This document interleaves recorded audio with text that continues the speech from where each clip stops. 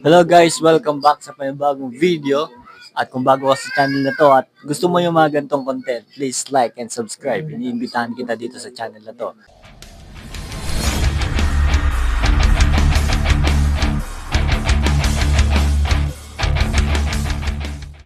Ang tawag dito mga kaibigan ay 24 at ito ang 29. So, yun ang size nila.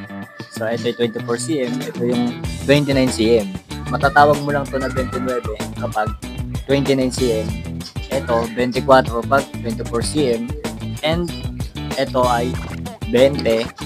Ito ay 16. Ang gusto ko mga kaibigan dito sa Villanuevas Balisong, kita nyo naman yung regular nila. Tignan nyo yung casing niya. Stainless. Pero kung makikita nyo yung mga pin, kung mabusisi yung mata mo, makikita mo yung pin na to eh. Makikita mo pantay oh. Pantay-pantay yan. So yun na nga. Yun ang una kong napansin dito. Halos pantay-pantay yung mga pins niya, no? Tsaka yung kapit niya mga kaibigan, ito ay plastic, fiber, or what, basta plastic to. Plastic to mga kaibigan. Di tulad nito na sungay, tsaka horse bone. So, di ko alam sa inyo, pero ako, gusto ko yung ganitong kapit na yung plastic lang. Bukod sa magaan, di siya kailangan i-maintenance, unlike dito sa mga wood, kailangan mo siyang lagyan ng oil para hindi siya pumutok. So next, tingnan natin yung lock niya or latch. Ayan, may naka-ukit siyang taan. Kasi ito ay galing sa taan mga kaibigan. No?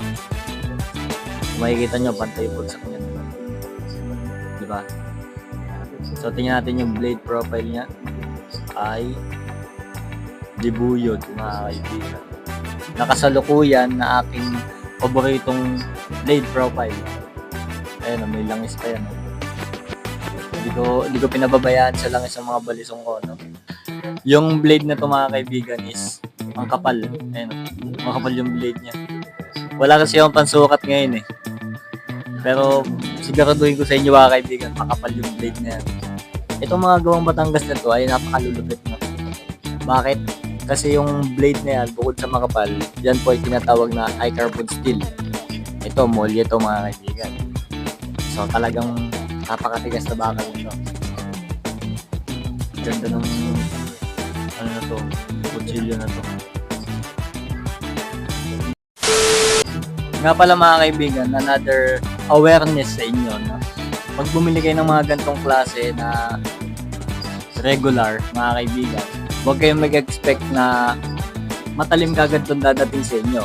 Kasi, ito ay may standard na basyada or standard na talim lang, no? Para sa mga pan-display na pang-benta, no? Kasi hindi ito customized, mga kaibigan, no? So, huwag ka ma-disappoint kung bibili ka ng mga regular tapos dadating sa'yo ng may kagat yung talim or hindi makahiwa ng papel. In short, hindi siya mamatalas. So ikaw ang magpapatalas ka. At ayun lang mga kaibigan na video for today. Please like and subscribe.